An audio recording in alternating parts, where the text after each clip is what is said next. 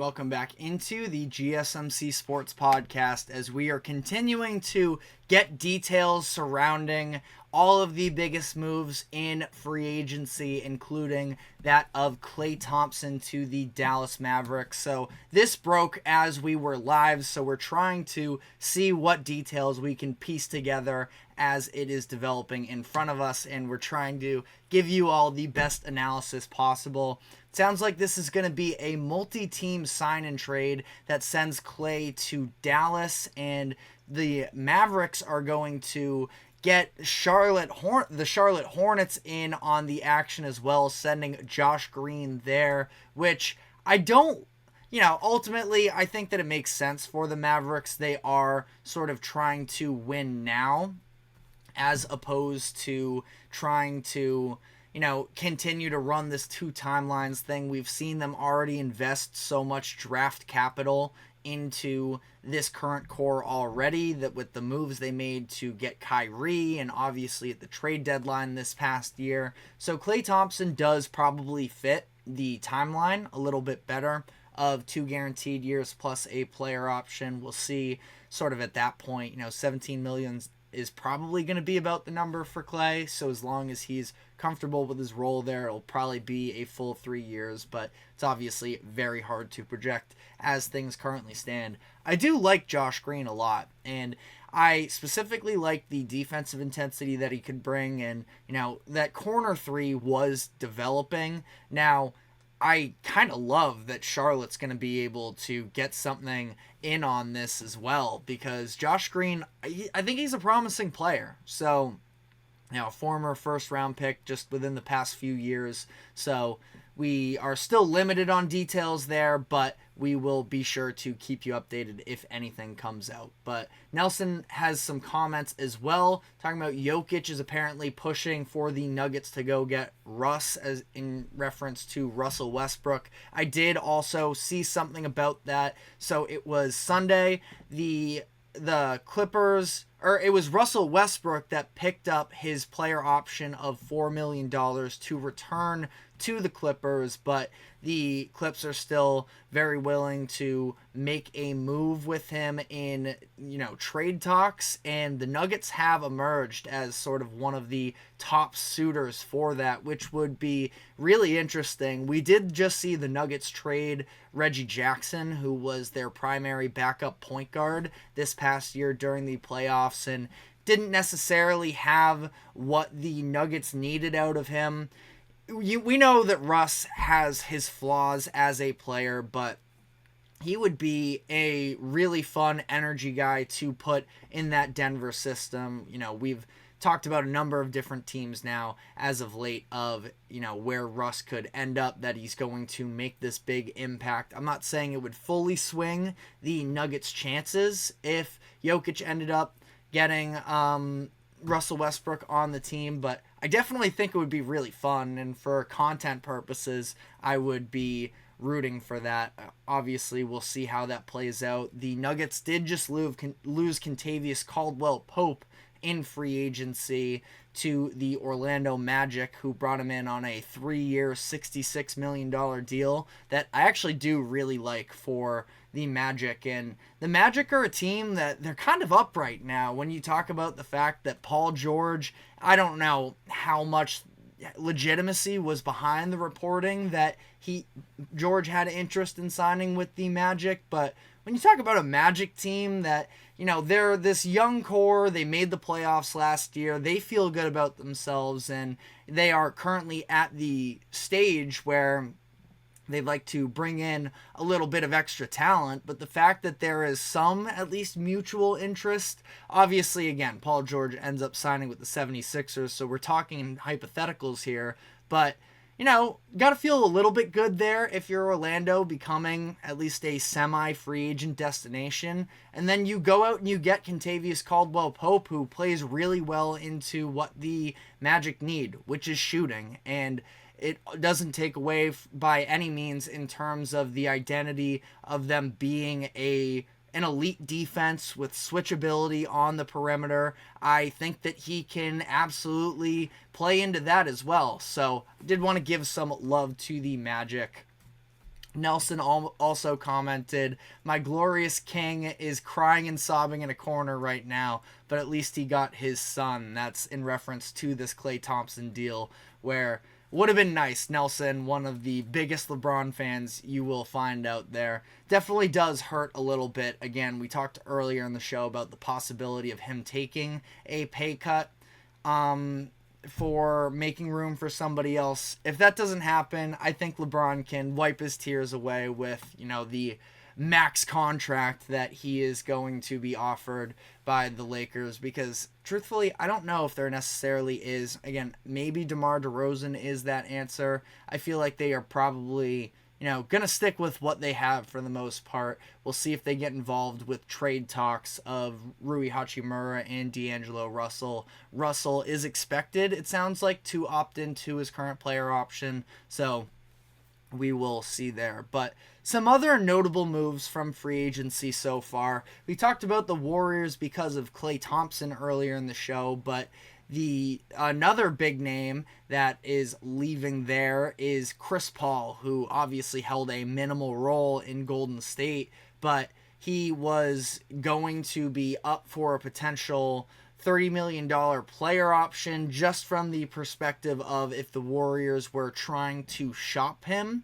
And ultimately, they couldn't end up finding a trade partner there. There was a reported deal on the table that I found very interesting. The Bulls supposedly reached out and offered Zach LaVine for Chris Paul and Andrew Wiggins, and the Warriors said no. I can't say that, openly that was the right thing to do necessarily, or the right or wrong thing to do, but I kind of feel like this was an opportunity for the Warriors. Listen, I understand Zach LaVine is another player that has his flaws and such, and he's on an extremely expensive contract that is concerning, especially when you are a Warriors team that is dealing with salary cap issues. But Zach LaVine feels like his value is kind of at an all-time low. I really don't like what the future of the Andrew Wiggins contract looks like. It's going to be $30 million, I think, in another 2-3 seasons when he has a player option that he's absolutely going to be picking up, I would have to imagine. But, I feel like this is a move that, I guess if the Warriors feel like they can still turn Andrew Wiggins into a reliable player, that he's been dealing with a lot of stuff in his personal life right now that does feel like it's had some impact on the court, that if they can get a 2022 version of him, there is salvageable value there. But I did find that to be very interesting. But, regardless here, that was a little bit of a tangent. Chris Paul, he doesn't get traded, and instead he ends up being waived by the Warriors, and he signs a 1-year, $11 million deal with the San Antonio Spurs, which is easily one of my favorite deals of the free agency market so far, where it's not going to have a direct impact, really. I mean, it might have some impact on the wins and losses of the Spurs next year. The Spurs aren't going to be a playoff team, but I think that is a massive, massive signing for the Spurs, who are trying to sort of really ignite this youth movement and get them moving on track here, where Victor Wembanyama, coming off of a stellar rookie season, seems like he's going to be in the top 10 conversations, if he isn't already, in this next year or so, which I think is very much fair, that as long as he's healthy, he's going to be one of the best players in the league. And this offseason has been them already adding some point guard talent and just some players in general that are going to ideally help the development of Wembanyama, where we saw them in the draft go out and get Stephon Castle, who hopes to be a point guard at some point in his NBA career. That's what he was a little bit more in high school after taking more of a backseat with UConn last season,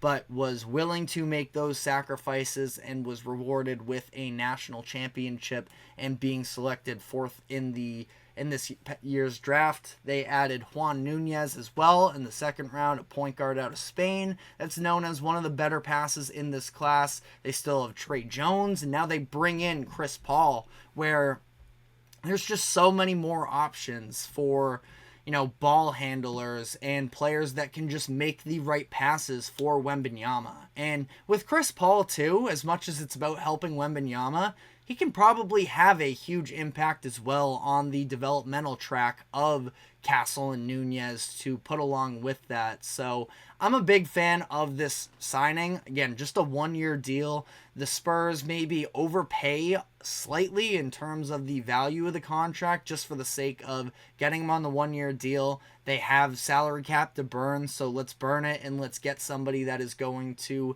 help the long-term outcome of this organization. And getting to see, Chris Paul and Greg Popovich is also a pretty special connection there. So I think it's going to be a very fun team this upcoming year. And sure, I also still would have loved if the Spurs were to, have kept that 8th overall pick and take Rob Dillingham, but I can understand the trade slightly more if they are trying to maybe, and I still believe in Dillingham as a prospect. I've talked about how much I like that draft pick for the Timberwolves, but if they want to sort of replace those inexperienced growth minutes with a veteran presence that is going to maybe help make everybody better in the long term, I can come to terms with that a little bit more as well. Sort of rapid fire here on some of the other deals that we've seen take place. The Boston Celtics are re-signing Derek White to a 4-year extension worth $125.9 million. That's going to come out to about $31.5 million per year,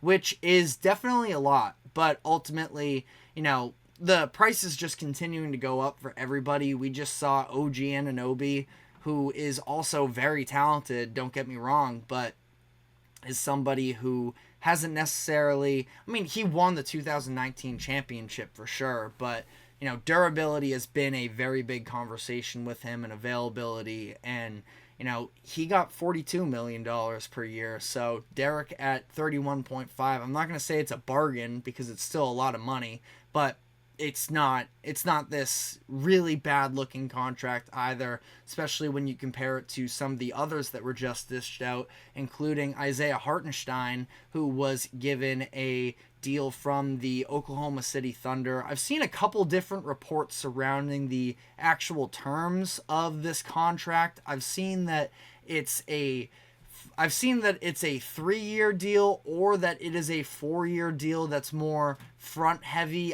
as well, so I got to look more into it. I think it sounds like it's a 3-year deal worth something along $89 million per year, which is going to be about $29 million per year.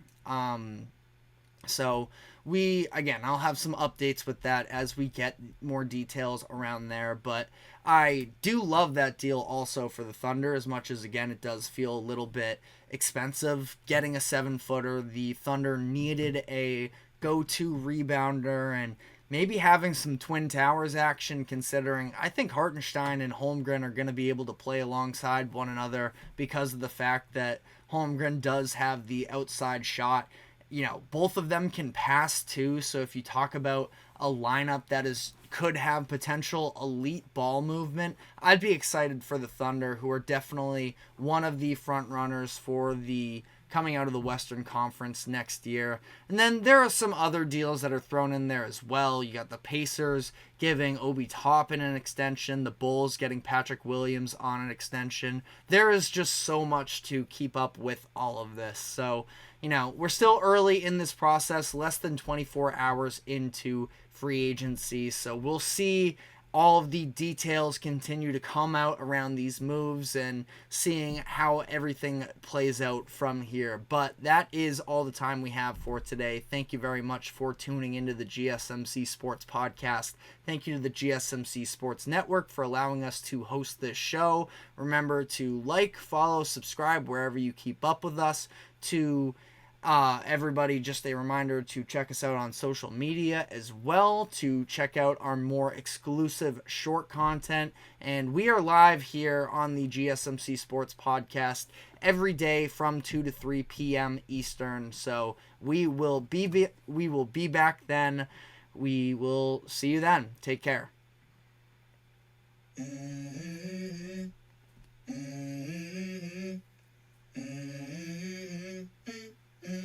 Let's go. I wake up to a little bit of drool on my pillow, feel like it's gonna be a bad day. Yeah, I'm tired of shit, and the coffee ain't hit yet. Damn, ain't that great. I don't wanna go.